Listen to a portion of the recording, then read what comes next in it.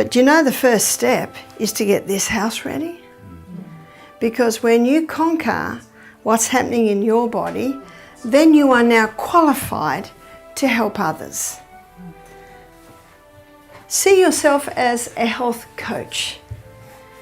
I do not believe that you need to go to university and become a doctor. I do not believe that even some of the courses that are available are that necessary, because many of them have components in there that are not in line with God's Word. And so the two main textbooks that we're going to use this week are the Bible and the book, The Ministry of Healing. And you may not all have a ministry of healing, but I also know that it's not hard to get. You might have an app on your phone. Yeah, and I know when I'm memorising, I really enjoy those apps on the phone if I'm travelling, because you can just go there. But the page that I want to target is page 127 of the Ministry of Healing. Now, I'd like to encourage everyone, not necessarily this week, not necessarily these 10 days, but to begin memorising the 2 paragraphs on page 127 of the Ministry of Healing, because it's in a nutshell. Now, the other thing that I also noted with Benj was the importance of physical law. And I'd like to give you a quote. It's found in page 347 of Christ Objects Lesson, where it states there that transgression of physical law is transgression of the moral law, because God is as truly the author of the physical law as he is of the moral law. He has written his law with his own finger on every nerve, every muscle, every faculty with which we have been entrusted. And every misuse of any part of our organism is a violation of that law. Now, they're strong words, aren't they? Mm-hmm. They're very strong words. Does that mean not drinking enough water is equal to the thou shalt not steal? No, I'm not going to debate over that one, but I'm just giving you the prophet's words here. Every misuse of any part of our organism is a violation of that law. All, how many? All should become intelligent as to the human frame, and how to keep it in the condition necessary to do the work of the Lord. Now, as students to a medical missionary training school, preparing to start your own medical missionary facilities, it's absolutely important that you know something about the house you live in. All should become intelligent as to the human frame, and how to keep it in the condition necessary to do the work of the Lord. And we're going to be going very deep in the anatomy and physiology, because what I want to make sure I give you this week, and if I don't, I want you to question me on it, is why. Why are these things so? Proverbs 26 verse 2 states that the curse causeless shall not come. Sir Isaac Newton, he became famous on that law. It was already written in the Bible though. To every action there is an equal and an opposite reaction. Things don't just happen. There is always a cause. And Galatians 6 verse 9 states, no, this is 6 verse 7. In Galatians 6 verse 7, the Bible says, "Be not deceived, God is not mocked. Whatsoever a man soweth, that he shall also reap." This is basically the law of cause and effect, isn't that true? And to every problem that happens in the body, there is always a cause. But in medicine today, someone goes to the doctor, got some aches in their hands, has a few tests, and the doctor says, "Aha, we found out the cause of all your problems, you've got arthritis." Do you know that defies basic reason? That defies basic reason. What's the cause? And if you say to the doctor, Have I? What's the cause? He might say, it's possibly in the genes. Can't blame a germ for that one, can you? It might be some mutation of some gene. But what I'm going to show you this week is it's actually much simpler than that. And I want to prepare you for when you start your medical mission facility that you will have answers. Because the people don't have answers out there. There is so much confusion today. There's been more confusion in the last 2 years than ever has there been. Isn't that true? Yeah. So let's go to page 127 of the Ministry of Healing. It starts with the only hope of better things is the education of people in the right principles. The things I'm going to teach you here this week, you might not share that depth, and I don't usually share this depth with our health guests. But you need to know this depth to be able to skim on the surface. You see that? When you're going to skim on the surface, you need to know what's underneath, don't you? So that's where we're going to go quite a lot this week, is underneath. We're going to go underneath and we're going to have a look at why these things are so. Let the physicians teach the people that restorative power lies not in drugs, but in nature. And this next sentence you may know, but I'd like to challenge whether you really believe it. Disease is an effort of nature to free the system from conditions that arise because of a violation of the laws of health. Arthritis is an effort of nature to free the system from conditions that arise because of a violation of the laws of health. COVID is an effort of nature to free the system from conditions that arise because of a violation of the laws of health. Could it be that simple? It sounds simple, but as you'll see, it's a lot deeper than that. At our health retreat, we had a chemist working for us for a while. He used to tell people that he used to hurt people, now he helps them. And if anyone got sick, he'd say, "What law of health have you broken?" Because isn't disease an effort of nature to free the system from conditions that arise because of a violation of the laws of health? So I took him aside and I said, "Andrew, please don't." But he said, I said, "Wait, do you know that person might be keeping all the laws of health today, for the last year, but 10 years ago they weren't. 10 years ago they might have been drinking, smoking. 10 years ago they might have never drank or smoked, but they might never drank water. 10 years ago they might never have drunk alcohol or smoked cigarettes, and they might be drinking their waters, but they go to bed at midnight." So I said to him, "Please be cautious what you say." What's God's number one character trait? Mercy. Merciful, gracious, long-suffering, abundant in goodness and truth, keeping mercy for thousands. Do you ever wonder why he put mercy in twice? And as medical missionaries, we need to be merciful. The three things that we use, and we'll be using them a lot this week, when you're called to help someone, history. I go way back. I go way back. Did you have a happy, healthy childhood? Did you have any sickness as a child? Did you? I go back. Dig right back.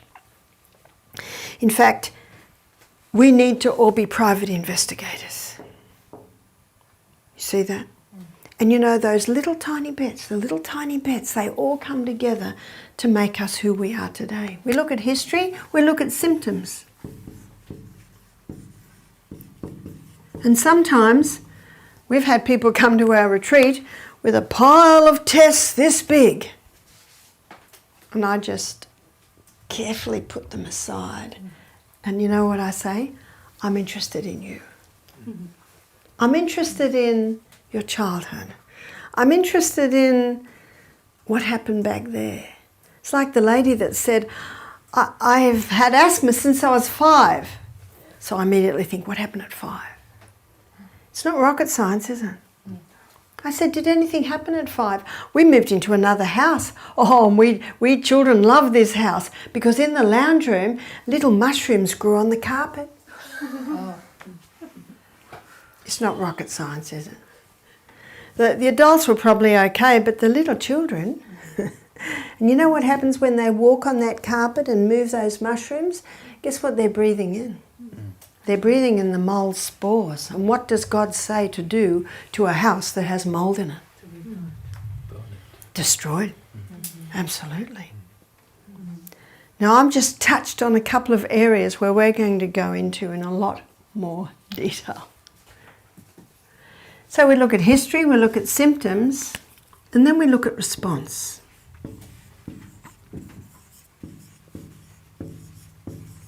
How simple is that? We look at the history. That gives us a bit of an idea. Yes, yeah. Happy, healthy childhood? No, I had tonsillitis as a child. You know what that immediately tells me? Allergy. Do you know what the tonsils are? The watchman at the gate. And if the watchman at the gate's being too noisy, do you shoot him? Because he's making so much noise up there on the wall. Do you just shoot him? Whew, what a relief. That watchman was making just too much noise. What's going to happen next? The enemy will take down your city. That's what your tonsils are. They're the watchmen at the gate. So if they're swollen, do you cut them out? What do you find out? Why are they swollen? And we'll be going into that. We're going to be looking at respiratory in detail in one of our presentations. What we're going to be doing in our practical, and I'll just warn you, in our practical, probably in about the last 3 days, you are going to make up programs for someone with tonsillitis. You're going to make up programs for people with certain diseases. So I'm just warning you now, so if you hear something that might help you next week when you're making programs, and I am of one that anything you ask me, I'm very happy to answer your questions. And if you say to me, Barbara, what was that? I will not say to you, you should be listening, because what's God's number 1 character trait? Mercy. Mercy. I have mercy on you. I will be guilty of information overload this week. And I recognise that, and that's why I'm very happy to answer your questions as you go. And if you have a question, please ask, because the question you have, others may have. I raised 8 children. There's no such thing as a wrong question or a silly question. The only question my children couldn't ask is when I asked them to they make the bed, they couldn't say why. Got that? So there was a there were, you know, anyway, that is common sense. And you know, there's been a death and no one attended the funeral because no one knew he'd died. Do you know what it was? It was the death of common sense. Am I right? Yeah. And it's common sense that helps with this. And when people come to me wanting help, I say to them, do you know, I think it's a lot simpler than that. And it usually is. Very, very simple. Now, we know he wrote the 10 Commandments with his finger, didn't he? Yeah. So isn't it interesting to use that terminology where she says, for he is as truly the author of the physical law as he is of the moral law. For he has written his law with his own finger on every nerve, every muscle, every faculty with which we have been entrusted, and every misuse of any part of our organism is a violation of that law. All should become intelligent as the human frame, and how to keep it in the condition necessary to do the work of the Lord. Doesn't God's work suffer because the saints are sick? The saints are sick. They're the ones that have been entrusted with this gift, and they're sick. And the poor pastors, they're just busy fixing the saints. What about out there? The relationship that exists between the physical organism and the spiritual life is one of the most important branches of education. All should become intelligent as to the human frame and how to keep it in the condition necessary to do the work of the Lord. Then the next sentence is the relationship that exists between the human organism and the spiritual life is one of the most important branches of education. So this takes us a step higher. It's not just looking after this physical organism to keep the physical organism working well, but it's affecting the mind. Now, we don't have to go very far into any of these discussions before we see there's an enemy that has sown seeds. Isn't that right? Mm-hmm. There's a great deceiver out there. Revelation 12, verse 9, that great dragon was cast out, that old serpent called the devil and Satan, which has deceived the whole world. Does that mean us? The whole world. And you will find this week, you will find deceptions, not only in our toothpaste and our conditioner, but what we wash our clothes with, the fabrics that we wear, the shoes that we wear, in every area. We know there's much deception in much larger areas. But all the things I just mentioned are affecting our health. Because our skin is millions of little pores, and everything that touches that skin must be pure.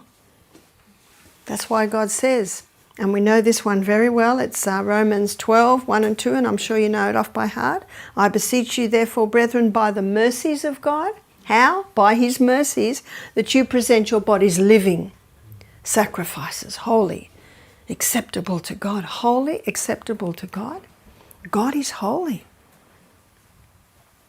Be not conformed to this world, but be transformed by the renewing of your mind. Now that gets us back to give your mind to God and allow him to teach you, because he's the greatest teacher this world has ever known. And the verse I used to quote all the time when I first started this work was Psalm 32 verse 8, where God says, I will instruct thee and teach thee in the way that thou shalt go. I will guide thee with mine eye. So when every day at your health retreat, that's what you start with. Every guest, you say, Father in heaven, you know this person personally. You know how many hairs are on their head. And you know what he said to you? I will instruct thee, and I will teach thee in the way that thou shalt go. I had a lady on the phone one day, and she had a health problem, and we went through everything, went through the laws of health. I could not fault it. And then God impressed me, teeth. Ask her about her teeth. And I said, have you had any trouble with your teeth? Oh, she said, I've got a tooth that's paining me. It's bad, and I can taste the bad coming out of the teeth. Can you see the areas sometimes we need to go? That's why we need the great God of heaven. I said, you've got to go and have that tooth out immediately. I was with my husband and his father when he was still alive, and he took us out for dinner one night at his favourite place, and it was in Maitland, this little town in Australia. And in the foyer of this facility, there were all these photographs of this boxer. I think his name was Darcy or something, and it was about the 40s. And he was famous. He'd won world titles. And of course, he was the golden boy from that town, because he was from that town.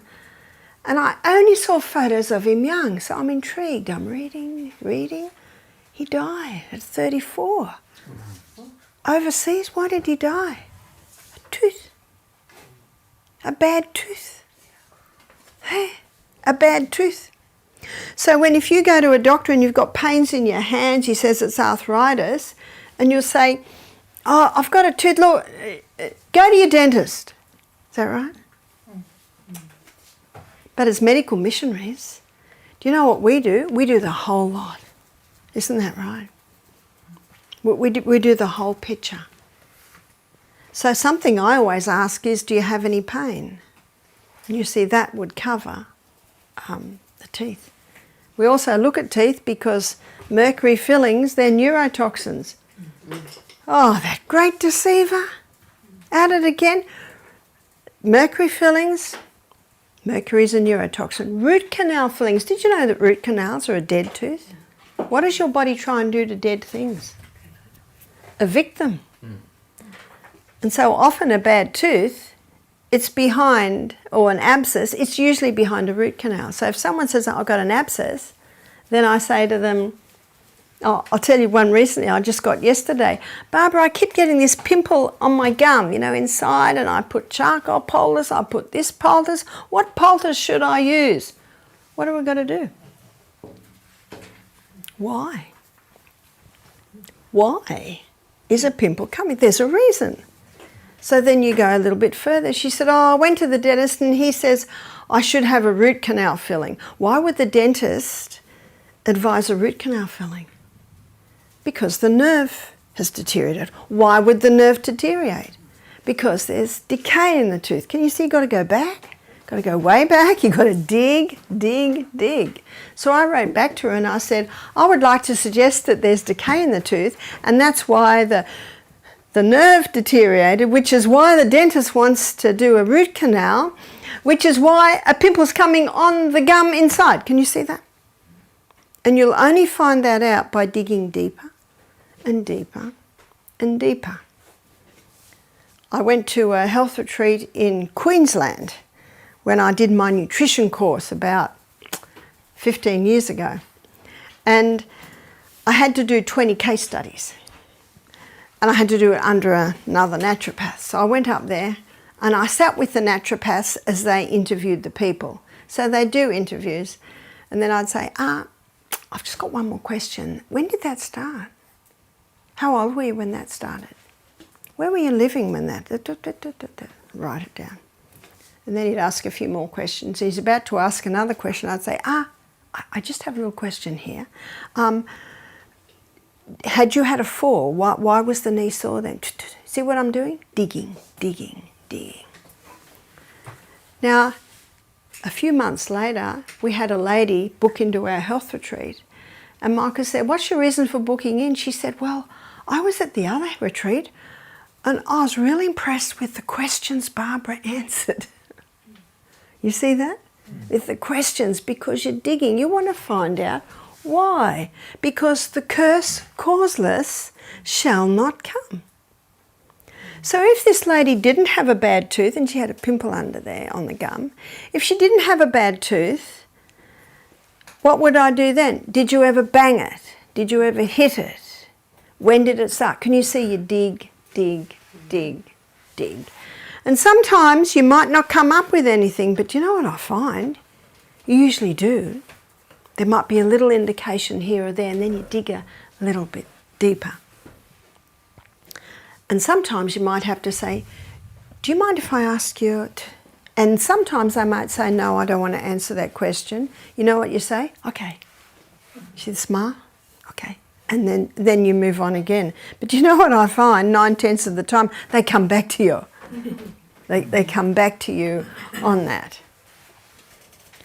So the two theories in medicine today as to why people get sick, and one of them has turned the world upside down in these last, 2.5 years, and that is the germ theory.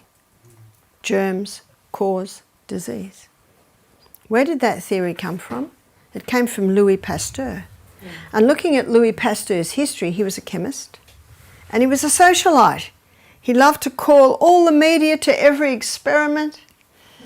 He liked the attention, and he came up with a theory that everyone loved. You poor thing.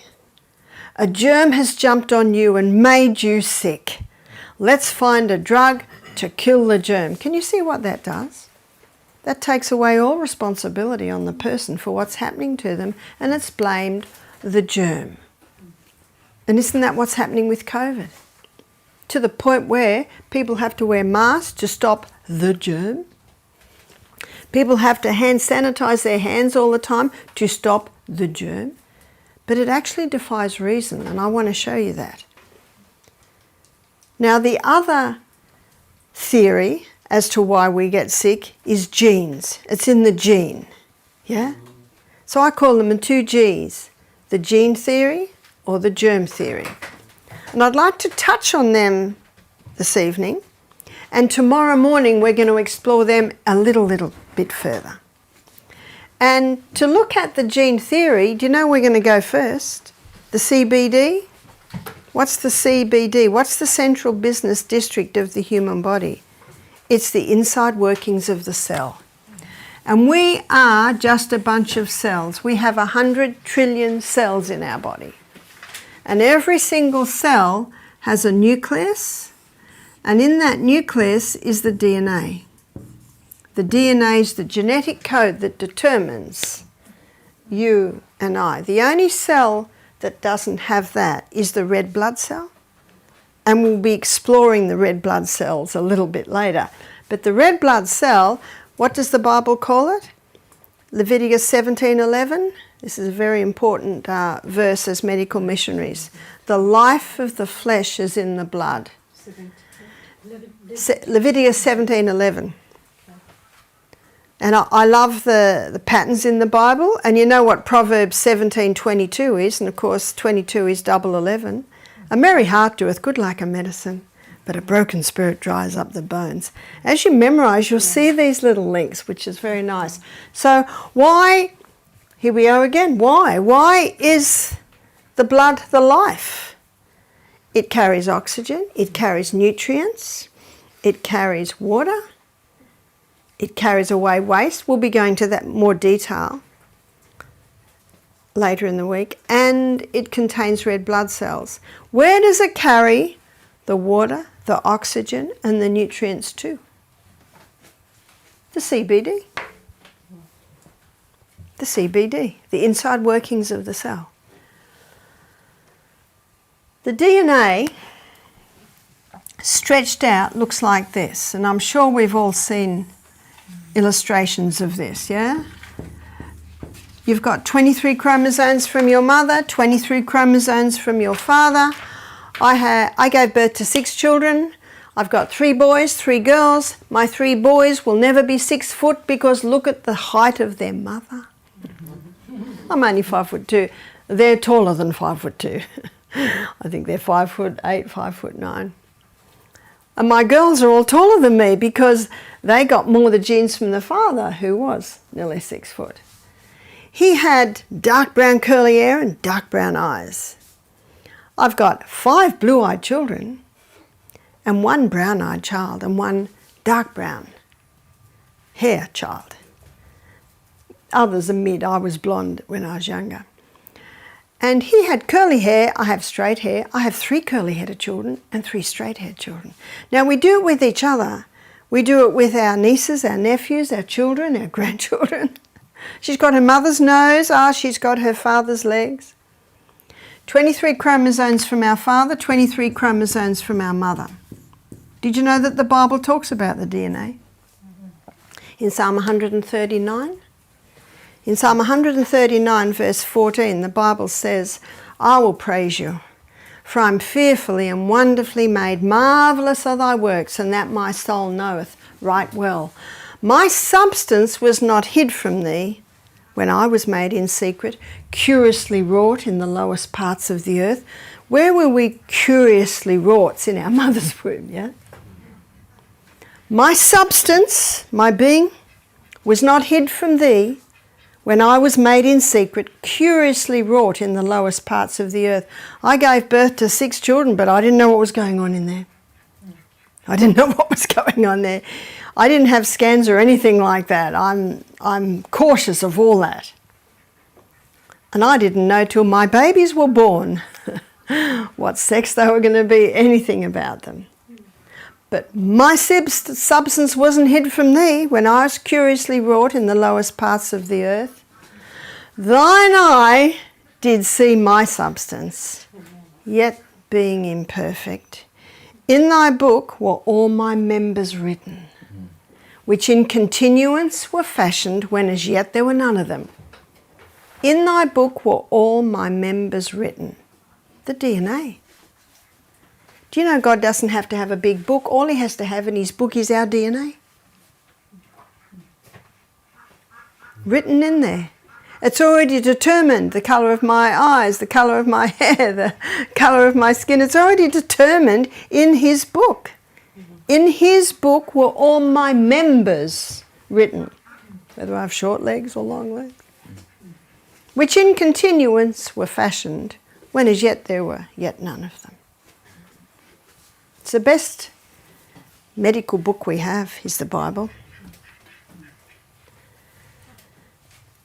According to the information in this DNA is how we're made. And we have new eye cells every 1 to 2 days. We have new cells that line the gastrointestinal tract every 3 to 5 days. We have a new skin every month. We have a new liver every 6 weeks. We have new bones every 3 months. We're continually being remade according to the pattern, according to the formula. And that DNA is made up of the food we eat. The outside strands is made up of polysaccharides. Polysaccharides simply means many sugars. And everything we eat is made up of many sugars. Outside strand. Crossword bands is made up of amino acids. Amino acids is a breakdown from the protein we eat. And as vegetarians, our protein comes from legumes, nuts and seeds. That's the main protein. And it's all glued together with minerals. So that lovely green leafy salad, all the greens, all your vegetables are high in minerals, but the greens is the highest. Hippocrates, father of medicine, do you know when his time was? 400 years BC. Hippocrates said, let food be your medicine and medicine be your food. And our very DNA is made up of the food that we are eating. So our new cells are constantly being remade. I'm going to go a little technical here, so bear with me. And please ask me if you want me to repeat something. DNA can be stretched out and called back in, and when it's stretched out it looks like that, but it cannot leave. And so a photocopy is made, and the photocopy is called RNA. And the photocopy goes down to another little section of the cell, which is a little workshop where the new cell is being made. It's called ribosome. Has everyone got an anatomy and physiology book in their home? Every medical missionary should have one. So the notes that you're taking here, when you go home and you look at the inside workings of the cell, you'll find it'll make sense. Whereas maybe before it didn't make a lot of sense. We had a man who'd done medicine do our program, and when he heard these things, he just shook his head. He said, I learnt this in med school, but I never really got it. But you will see it's not hard to get. So RNA comes down with the information into ribosome, the little factory where the new cell is made. Let's make a new gastrointestinal tract cell. Do you remember, students? I'm going to start asking you questions. How long does a gastrointestinal tract cell take to be made? 3 to 5 times, yep. 3 to 5 days. Every 3 to 5 days. Okay, students, this is a question you don't have to answer. It's just a question I'm putting there. If that's true, how come irritable bowel, Crohn's disease, doesn't heal in, let's be generous and say 2 weeks? Is that a reasonable question? It's actually a very reasonable question, isn't it? Well, I believe that what I'm about to show you helps to understand why. But first of all, we're going to make a gastrointestinal tract cell, then we're going to make an irritable bowel syndrome cell. RNA comes down, it's the photocopy into ribosome, the new cell is starting to be made. The new cell is built up with amino acids. So let's say the first amino acid is tyrosine. Maybe the next amino acid is phenylalanine. Maybe the next amino acid is methionine. Maybe the next amino acid is lysine. We did tyrosine, lysine. Can you see what's happening here? Now, I'm giving an illustration like a jigsaw to help you understand it, but every amino acid fits into the next amino acid like a jigsaw. And every 3 to 5 days, out pops our new gastrointestinal tract cell. So what happens with irritable bowel syndrome? RNA comes down, the first block goes down, first amino acid. Maybe it's methionine. Now we're ready for phenylalanine. And oh no, there's a piece of information missing. Body doesn't quite know what to do. What's supposed to go in there? The information is missing. And there's a rogue cell. And this rogue cell is always wandering around, doesn't fit anywhere, ready to poke its way in. Where'd that rogue cell come from? Environmental poisons, chemicals, genetically modified foods. All of these are causing molecules to be in our body that our body doesn't recognise. And whenever it sees a glitch, in it'll jump. So now comes along, maybe this is lysine. Where does it fit? Where is it going to fit? The usual docking position's not there, so it does the best it can. Okay, now we're ready for, let's say, this one's phenylalanine. Oh no, they're not eating enough protein. And maybe they are eating enough protein, but the gastrointestinal tract is unable to break it down properly. So if you don't break the food down effectively in your gut, it can't get into your blood. And what's the blood? The life of the flesh, the carrier of the nutrients. We're going to spend a whole morning going through the gastrointestinal tract, and I'll show you how that works. Doesn't look very good, does it? And every 3 to 5 days, what pops out? An irritable bowel syndrome cell. Now, we touched on a whole lot of things that might be the causes there, and we'll look at that in more detail when we study the gut. But what I want to quickly touch on now is why is there damage? What causes damage? 92% of DNA damage is caused by a mineral deficiency. So how could we be mineral deficient? People are eating a lot more greens today. 20 years ago, we didn't even know what kale or rocket was. There's a whole lot of greens that we're eating today, much more greens. It is true that if someone just lives on fast food, they're not getting the vegetables or the greens, which is where you get most of your minerals, so they will be deficient. But there's a lot of people eating fruits and vegetables every day and they're mineral deficient. Why? Because the soil's deficient. Yeah. And if the soil's deficient, the plant will be deficient. And if the plant's deficient, the person that eats that plant will be deficient. That's why it's important to feed your soil. Feed your soil so there's food for your plant. And then when you eat that plant, you've got it. Did you know that one organic tomato will give 9 times the iron as one conventionally grown tomato? So that's what you're looking at. The organic might be more expensive, but wow, you've got so much more nutrients in there. But there's more. It's not only that the soil's deficient, so the plant's deficient, so the people that are eating the plants are deficient. There are stimulants that people are taking that are leaching the minerals out. What are the stimulants? The stimulants are caffeine. And I would say that 80% of the guests that come to our retreat drink coffee. So then at the health retreat, you've got to be prepared in the first 24 hours to deal with a lot of headaches. And I'll be showing you in another lecture exactly why they get a headache. Caffeine not only leaches minerals, especially your calcium and your magnesium. And we'll be covering this later in the week, where we'll be looking at bones in detail, which will enable you to make up a program for osteoporosis. And you will find that bones aren't made out of calcium. This is another myth. It's another deception.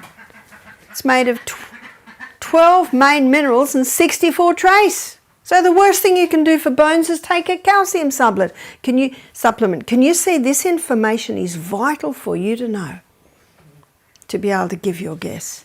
And when you mention just that quick thing I just did, you've got their ear.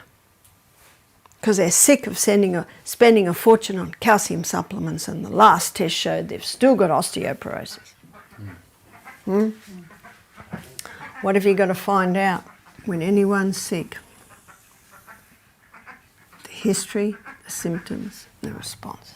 If there's no response, it's not working. What's the definition of insanity? To do what you've always done and expect different results. And when you say that to guests, you've got their ear, because they're sick of doing what they're doing. They've been doing it for 10 years. They've been told they've got to do it, but they're no better. So what we have got is something incredibly valuable. It's God's way of healing. God's way of healing is we were created to heal ourselves. The body was created to heal. It just needs the right condition. And we need to have faith in God and faith in that body. The devil's way of healing is we were evolved. Body can't heal itself. You've got to put some poisons in to make it heal. Can you see the difference? They're very far apart. So what's another stimulant? Oh, by the way, not only does caffeine leach the minerals, caffeine damages the DNA because it disrupts the neurotransmitters in the brain. So you can have a young couple having a cup of coffee each a day, the guy has a can of Coke, the girl has a chocolate. They can give birth to a baby that's prone to attention deficit syndrome, hyperactivity and autism, because they were born with a defective DNA because of the parents' caffeine habits. Woo! Now, if you say to someone, you shouldn't drink coffee, it's not good for you, in fact, please don't ever say that. Ever. And you'll lose them if you do. What right have you got to tell me that I can't drink my coffee? But what you can say is, I don't drink coffee. You know why? No, I'm not interested. Okay. So you don't speak. Yeah, why don't you drink coffee? Well, it disrupts the neurotransmitters in the brain, and if you keep doing it, that can actually damage your DNA towards your neurotransmitters. You can give birth to a baby that's prone to attention deficit syndrome, hyperactivity. Do you think they'll be interested then? Can you see how you're giving them the why? Now, I've probably touched on a whole lot of things that you haven't been able to write everything down, but we're going to explore a lot of these subjects in more detail. So caffeine not only leaches minerals, it can also damage the DNA. Refined sugar, nothing wrong with the sugarcane plant. It's the pure crystallized acid that's extracted out of the sugarcane plant. That's the problem.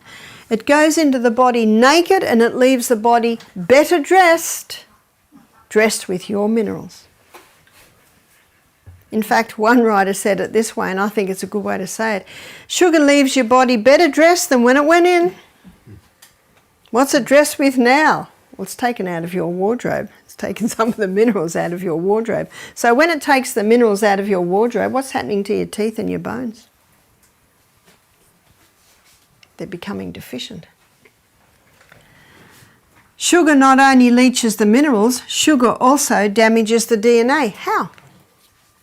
Causes blood sugar levels to rise dramatically and then drop dramatically, and then when the person goes down they have another lolly and then it goes up again, and this constant whiplash wears out the pancreas to the point that a couple can give birth to a baby with a defective DNA to their pancreas because of their sugar habits.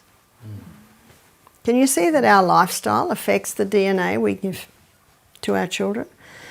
At this point, if you've got guests who are feeling very guilty and very sad right now, and you can tell when you're lecturing some sad faces or young mothers going, oh no. At this point I say, there's a lovely verse in the Bible, it's in Acts 30 verse 17 that says, God winks at our ignorance. You did not know. So you can't take blame for something you did not know. But we live in an amazing body with an inbuilt ability to heal itself. And if you begin implementing what you hear here, your children will get stronger. Can you see how you come with that? I even had one lady starting to cry after the lecture. Oh, what I've done to my children. So then you must go straight away and counsel and say, you didn't know. It's not your fault. It's that rotten sugar company, that chocolate company. They're not interested in you. They're only interested in your money. But you know, it's worse than that. There's a great deceiver behind there who wants to destroy you. We all know what 1 Peter 5 verse 8 says. Know ye not that your adversary, the devil, as a roaring lion, walketh about seeing whom he can devour. That's what he wants. He wants our destruction. Now you can't share that with every guest. The atheist isn't too excited when you share that with them. Discretion is needed. That's why God says, I will instruct thee and teach thee in the way that thou shalt go. He said, I will guide thee with mine eye. Another stimulant is alcohol. I often say this, I read this from the Australian Health Department 10 years ago, there's no safe dose of alcohol. Alcohol is a neurotoxin. Children being born today with fetal alcohol syndrome from parents that have 2 drinks a week. You familiar with Dr. Neil Nedley? Yes. In his book Proof Positive? Fantastic resource is that book for us medical missionaries. And I got that information out of that book. So excellent resource is that book. Now I also know that people get, and you might have experienced this, I was at ASI in Florida one year, you know, thousands of people there. And so I always go to the health lectures. You probably know I'm interested in health, so I went to the health lectures. And there'd be Dr. Such and Such, and he's got a PowerPoint there, and he comes up with the first graph, that's interesting. Second graph, third graph, fourth graph, fifth graph, and you're just getting sick of graphs.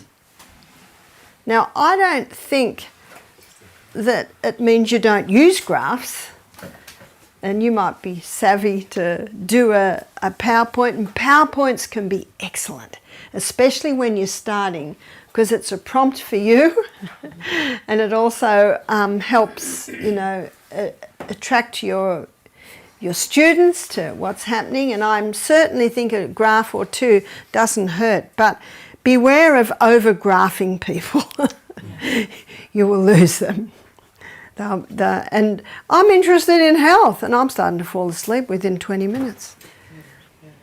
And I had a young woman come to me at ASI and she said, Barbara, I want to tell you something. She said, I used to do the PowerPoints and all the graphs, and I did notice people started falling asleep. So she said, now I use the whiteboard. She said, I use the whiteboard now. Because you can see what you can do from a whiteboard. You lead the people on. The people are interested. What's coming next? What's coming next? But it doesn't mean you don't have PowerPoint. You know, you can get some very nice PowerPoints.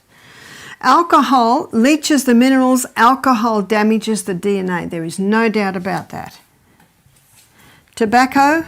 Children are being born today with more alveoli damaged. And the honeycomb shape around the alveoli has holes in it. And overall, less alveoli. Alveoli, those little, and I'll be drawing them a little bit more detail, especially when we go into the respiratory. You've got, I think it's 300 million alveoli in your lungs, and that's where the gas exchange takes place. So children born to smoking parents, that's happening. One girl said to me, Barbara, I stopped smoking when I fell pregnant. And I said, well done. But unfortunately, there's already been some damage done. You see, it's the DNA that comes through. But you have to congratulate her for not doing it through pregnancy. Because did you know that every cigarette smoked, at that split second, that baby's deprived of oxygen?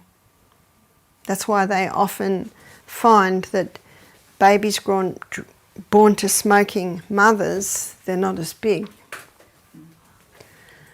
So these are the stimulants that leach the minerals out and also damage the DNA. We're looking at what causes damage to the DNA. Genetically modified foods. Unfortunately, I know in Australia and America, Monsanto is so big, he wins every court case where we're trying to get GMA put on the package. Have you noticed it's not there? Because they win every court case. So how do you know if something's genetically modified? Organic. Because an organic farmer loses his organic status if he uses genetically modified foods. So grow as much as you can. We always get non-hybrid seed. I'm the gardener at Misty Mountain Health Retreat, and before I left I was busily getting that garden ready for going away, and the winter's coming so the weeds don't grow as much. We don't get snow but we get frost. And I don't know if you're familiar with Maizuma. Maizuma is a Japanese green and it's purple and it's sort of feathery and it's got a tiny bite to it. It's just lovely through your salad. I don't know, Casper, if we had it when you were there, but we've always seemed to have Maizuma in the garden. Because my son, when he was gardener about 5 years ago, he planted a whole bed of it. In fact, we were selling as much as we could buy of other foods. Isn't it great when you can do that? Well, the Maizuma must have gone to seed last year because we dug over about 4 big beds and must have been 3 or 4 days later, it's just a carpet of Maizuma. Yes, I had to hoe it back in the ground because we do want to eat more than Maizuma. So you can Google Maizuma, have a look at it. I think you can get purple Maizuma and it's just like a green, but it's got a little bit of a pepper in it. Yeah. How do you spell it? Maizuma, I think it's Maizuma, I think it's just that. Yeah. Maizuma. Is it a grass or a... It's a green. It's a green leafy vegetable. All right. But it's not very green, it's purple. But those dark greens and those purples, they're great sources of iron. So have organic as much as possible. Genetically modified foods is when the DNA of 2 species is spliced together to produce something that they want. Do you know what that means? It can splice into your DNA. And mutation of DNA basically is a contributing factor to cancer. Chemicals. We're going to go into areas with chemicals that you never ever probably thought about. Be careful of the clothes that touch your skin. Let me give you the name of 3 chemical fabrics. Polyester, acrylic and nylon. They're chemical fabrics. But I've got some good news. I've borrowed this little top because the airlines have lost my bags. And I was so excited to read the label. It's cotton and modal. Modal is the cellulose spun from the birch tree. Rayon is from wood pulp and so is viscose. So be very careful on what's touching your skin. Yes? So any of these fabrics lose, like polyester, does it lose its toxicity after being washed? Does polyester or acrylic or nylon lose its toxicity? No. After many years? No. It's still polyester. And you know what they're finding today? It does not break down in the soil. So they've got a huge problem today of these fabrics not breaking down in the soil. When I go into a shop, the first thing I do is I read the label. I read the label. Especially ladies, underwear can often be made out of these acrylic. Remember, there's a great deceiver out there who wants to destroy you and wants to poison you. Especially when you're exercising and your pores open and those fabrics get hot, and then you really start absorbing the chemicals. So be careful what you wash your clothes in, your body, what you clean your teeth, what you put on your skin. In 1 Corinthians 3, 16 and 17, I'm sure we all know it. Know you not that ye are the temple of God, and the Spirit of God dwelleth in you? If any man defile the temple of God, him shall God destroy. For the temple of God is holy, which temple ye are.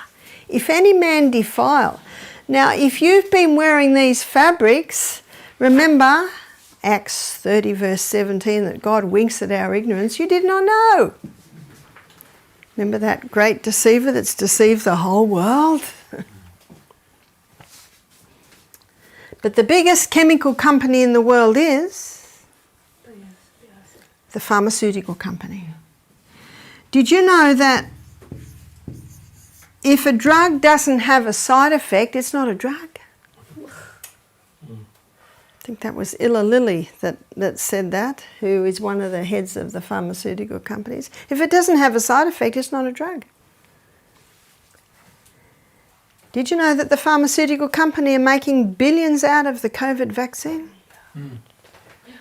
Mm-hmm. We had a guest come to our retreat in Manchester last week, and she was on antidepressants. She's been on them for 20 years, so that's something she can't just stop. Now, she was stopping her 3 bottles of wine a day that she'd been drinking for 4 years, and before that she'd been drinking a bottle of half of brandy a day. Isn't it incredible what the human body copes with? She's a very large lady, and the first day she could hardly walk 4 steps without heaving. On the last day she was walking. Just exciting. It's the best work, the health retreat work. And she said to us, she said, I didn't mean to, but I forgot my antidepressants. I forgot to take them for 2 days. And she said, my mind's clearer. But she said, I know you can't just stop them, so I took it on the 3rd day. And then she said, I forgot for the next 2 days, so I took it on the 3rd day. So, you know what, we're also looking for? Response. Now, her body's coping with that, so you know what I said to her? Keep it up. And maybe in 2 weeks, just take it every 4th day. And maybe after another 2 weeks, every 5th day. Can you see that? I always say to guests, I have no authority over your medication. Only you and your doctor do. But this is what I would do. But it's your choice, and whatever you choose to do, I will respect that. That's very, very important. So you're also looking at response. She was just going from better to better. But it's quite possible if she stopped them completely, she might crash in a week. Because she's been on them for so long. But she was doing well. It's not hard, and I think it's important as medical missionaries, that if anyone comes to you on medication, you Google their medication and you write down the side effects. Anyone can do that.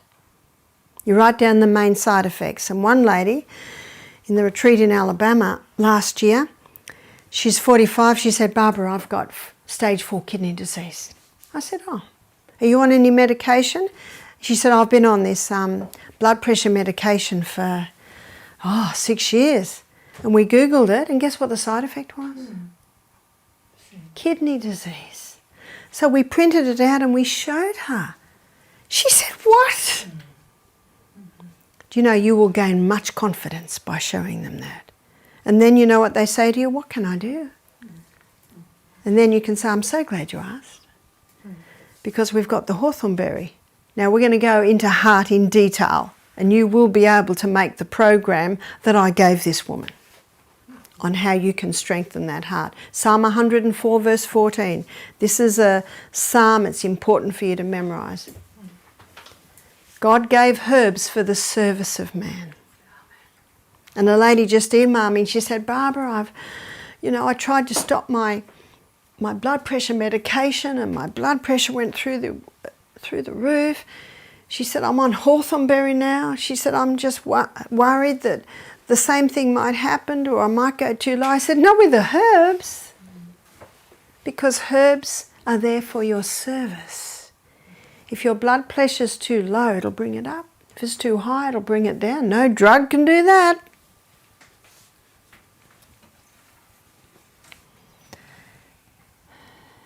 Monosodium glutamate is a toxic poison.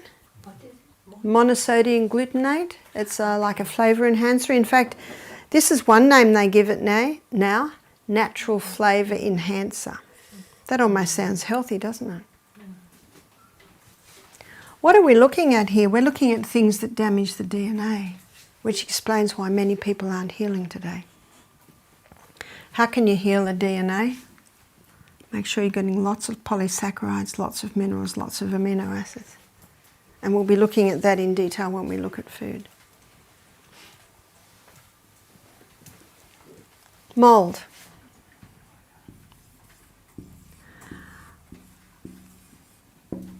Mold can splice into the DNA of trees, reproduce itself. Can it do that to humans? I'm just going to very lightly touch on a principle now, which I'm going to explore in great detail tomorrow morning, because I think you've done very well to be awake for so long. And this is a very important principle, and this principle blows COVID making us sick. It just blows that theory right out.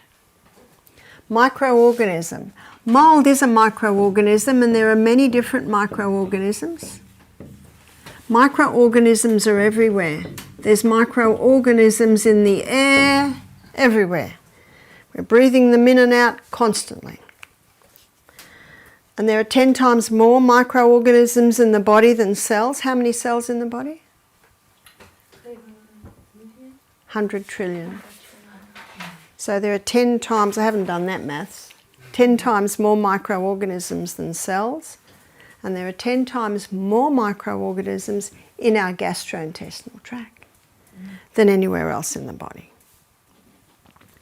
And we'll look at that in detail when we go through the gut. And they're there. God put them there. They're an important part of living, running organism, but whenever cell damage happens, these microorganisms have the ability to change roles. They now become the cleanup team or the garbage collectors. I call them the garbage collectors because we had a microbiologist do our program and he said that's what we call them as microbiologists. And their name is bacteria. So where are you going to find a lot of bacteria? You're going to find a lot of bacteria wherever there's waste and damage. As the environment changes, as the bacteria is doing its work, the environment changes.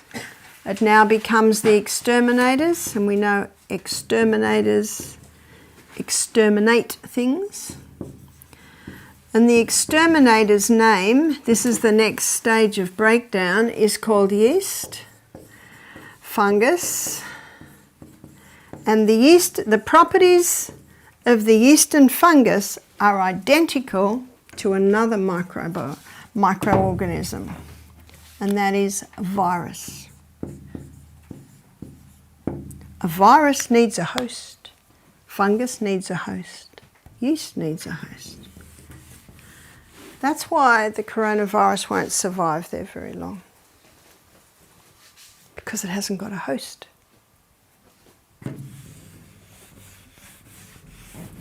The coronavirus is 1 micron. The holes in the masks are 5 microns. See, that's a good bit of information to have for people. In other words, the masks are totally useless.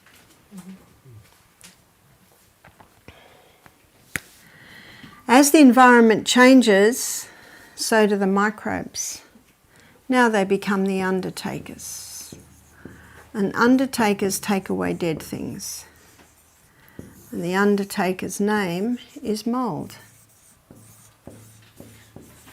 And that's the last stage of breakdown in the cycle of life. So matter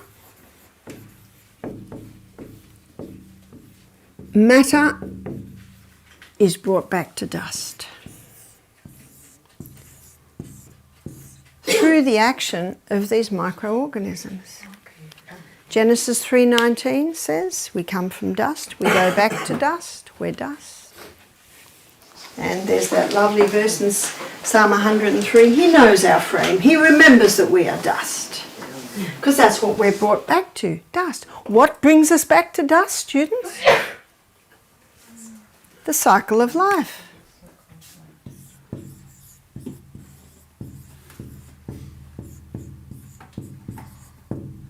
The cycle of life. And a basic law of science states, this is important to get this one, nothing's created, nothing's destroyed. It just changes form.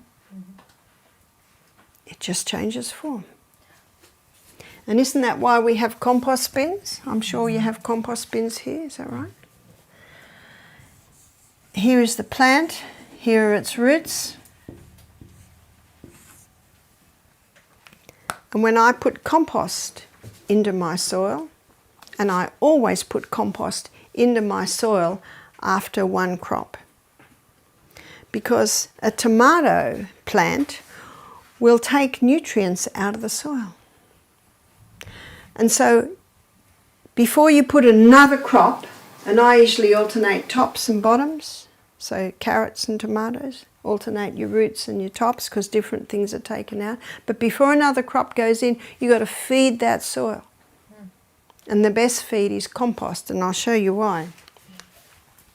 So when I put compost into the soil, I'm putting in microorganisms. Because once these microorganisms here have brought the matter back to dust, remember they're changing roles. We change roles all through life. You probably noticed when I arrived here, I was dressed for the middle of winter.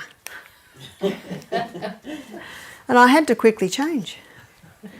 Why did I change? Because it's warm here.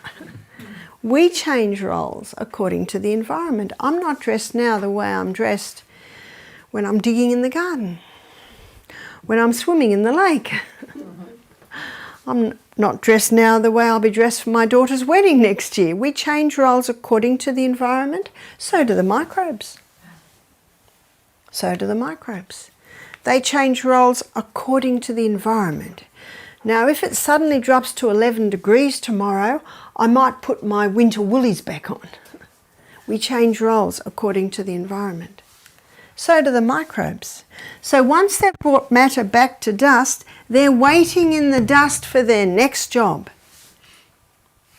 So with my compost bin, we're putting scraps from the kitchen, we're putting weeds from the garden, and I like to alternate the heavy scraps from the kitchen with the stalks from the old corn plants, with the stalks from the broccoli plants, and that aerates it a bit. And maybe the farmer down the road who doesn't give any chemicals to his cows will collect cow manure and put some of that in the compost. And these microorganisms are going to bring everything back to dust. You look at the apple tree. See the flower? How does the flower grow? Under the action of microorganisms. And then out of the flower comes an apple, under the action of the same microorganisms. But the apple's not ready to eat. It must ripen. How does it ripen? Under the action of the same microorganisms. They change roles according to the environment. But no one eats the apple, so what happens to it? It rots. Is that right? Yeah. It rots under the action of the same microorganisms. They just change roles according to the environment. Louis Pasteur said, it's only ever a bacteria and it only ever will be. It only ever is a fungus or it only ever will be. It's called monomorphism. Monomorphism means one form. But Antoine Beauchamp, 6 times professor, a contemporary at the time of Louis Pasteur, he presented pleomorphism. I have just presented for you pleomorphism, many forms. And that's why my compost bin works, because of pleomorphism, yeah? Is it an epigenetic change that is taking place, or how do you explain that change into polymorphism? Well, it's just the cycle of life. It's the cycle of life. The word epigenetics is interesting, which is the effect of lifestyle on our genes. But this is different. It's the cycle of life. See, let me give you an illustration in Australia. A cat dies in the bush. And what happens is the kookaburra has a nibble, the dingo has a nibble, the dung beetles come up, take a bit, the blowfly lays its maggots, they do a bit of a clean up to bring cat back to dust. What Antoine Beauchamp did, he put a dead cat in an airtight container. No dingo, no kookaburra, no blowflies, no maggots, dung beetles. After 4 months he opened it and it was dust. What had brought that cat back to dust? It was the microorganisms that are an integral part of living, running cat. Upon death of the organism, that's the ultimate cell damage, they take off their suit of clothes, so to speak, put their rubber gloves and apron on and start the work. They're the garbage collectors. They're just opportunist organisms. They're just going to be active where there's something to clean up. As the environment changes, they change till eventually they have done what God designed them to do, which is bring matter back to dust. What does the preacher say at the funeral? Ashes to ashes, dust to dust. It's the cycle of life. With great excitement, Antoine Beauchamp took the dust from the dead cat and put it under a microscope. It was alive with microorganisms. Remember, nothing's created, nothing's destroyed. And that's why I put compost in my garden. Because the microorganisms that were part of developing the carrot, it's not all eaten, it gets put in the compost bin, then those same microorganisms bring it back to earth, and then I put that earth into my garden. Now they play another role. Now those microorganisms are responsible for the breakdown of the minerals in the soil. They are also responsible for the absorption of the minerals out of the soil and into the plant. They protect the plant against harmful pathogens. And they nourish the plant. That plant knows that it needs those microorganisms, so 50% of the fuel that the plant makes from photosynthesis, it sends back down to the roots to feed the microbes. And you would have read where Ellen White says the law of service is written on every plant. Every plant grows for one purpose, to create apples for you and me, to create rocket for you and me. The law of service. Because that plant knows it needs those microbes for this. That's why organically grown fruits and vegetables has a far higher nutrient content, because of the microbes in the soil. I have 3 compost bins. One I'm adding to, one sitting, waiting for the cycle of life to bring it right back to dirt, and one I'm taking from. And I know this one's ready to take from because pumpkin plants are coming out. Poor plants are coming out. They're the best pumpkins too, aren't they? So what I did last year, I just kept throwing the pumpkin vine over the back of the compost bin and let it run all the way down the back. Oh, when I was picking pumpkins, Jap pumpkins this big from that pumpkin plant. They said, we dig it out. I said, just wait. The frosts aren't here yet. This pumpkin, let it just get a little bit bigger. And it was being well fed because its roots were in the compost. And why is the compost so rich? Because of these microorganisms. Now the last thing I'm going to show you, and I'm going to touch on this again tomorrow, because for most people this is very new. I trained as a psychiatric nurse. Germs cause disease. That's what we were taught. And if anyone was sick, we've got to give them a drug to heal them. And they've got an infection, they must have an antibiotic. No. Why? Why is it there? They're only going to hang around where they're getting well fed. So if you give a body an environment that is strong, clean, healthy, well nourished, there's nothing for these guys to do. Now I'm going to take this one more place before we finish tonight.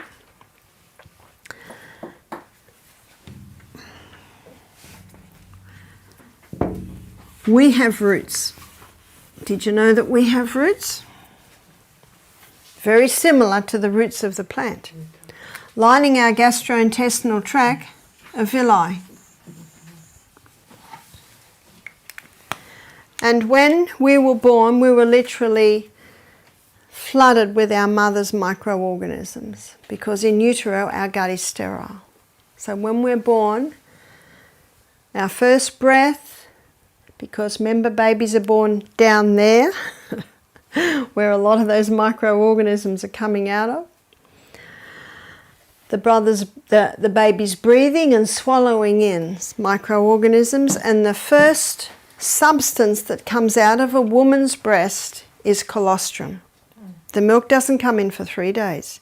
There's a thick yellow substance that comes out in those first 3 days. It's colostrum, and it's incredibly rich in microorganisms. And what those microorganisms do is they form a thick turf wall around the gut. We'll look at this in more detail when we look at the gut. Those microorganisms do the same thing that they do in the soil. They are responsible for the final breakdown of our food, especially releasing B vitamins. They are responsible for the absorption of the food out of the gut and into the life of the flesh. What's that? Blood. The blood.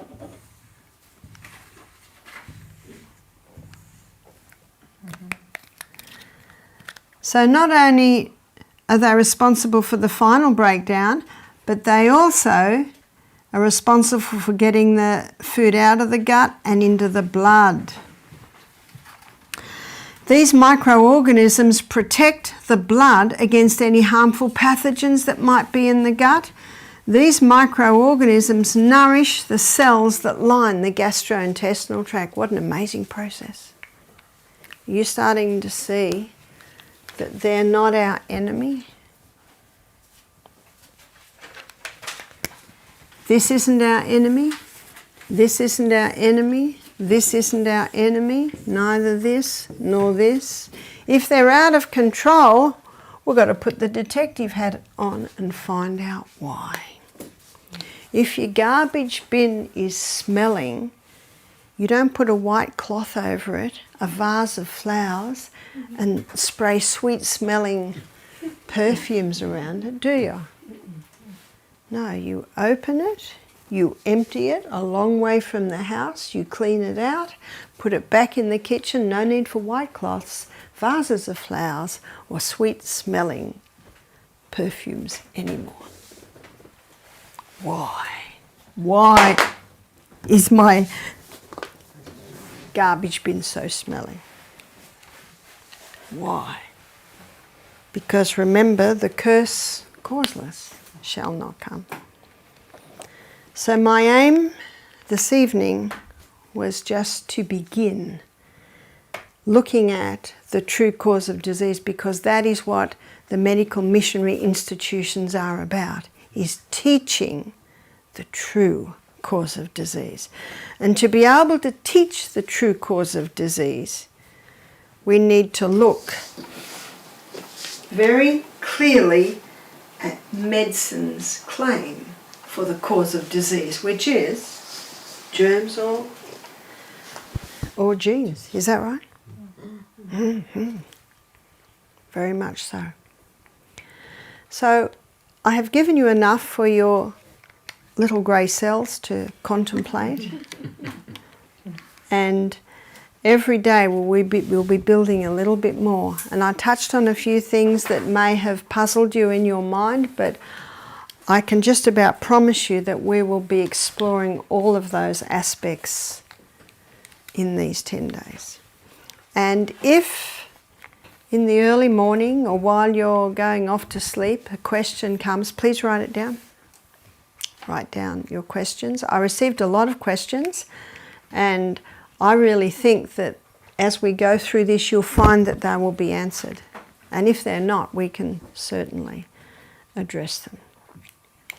Because our aim is to give you a crash course on being your own doctor this week. Yes? You talked about a lot of different negative stimulants. What about refined salt? Yes, we'll be pursuing refined salt this week and looking at why it is so bad. But basically, very quickly, seawater has 92 minerals and refined salt has 2. So immediately we've got a problem. Immediately we've got a problem. Yes?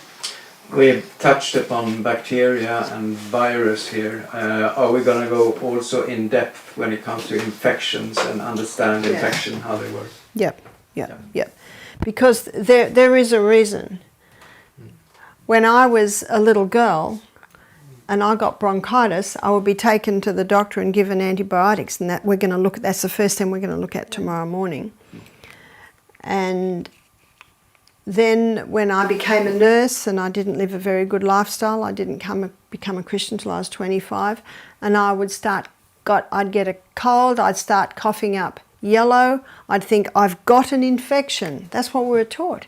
You have to go to the doctor and get an antibiotic. But tomorrow, one of the first things we're going to look at is what is an antibiotic? Where did it come from? And its role on the planet. And did God make antibiotics? So thank you for your attention tonight.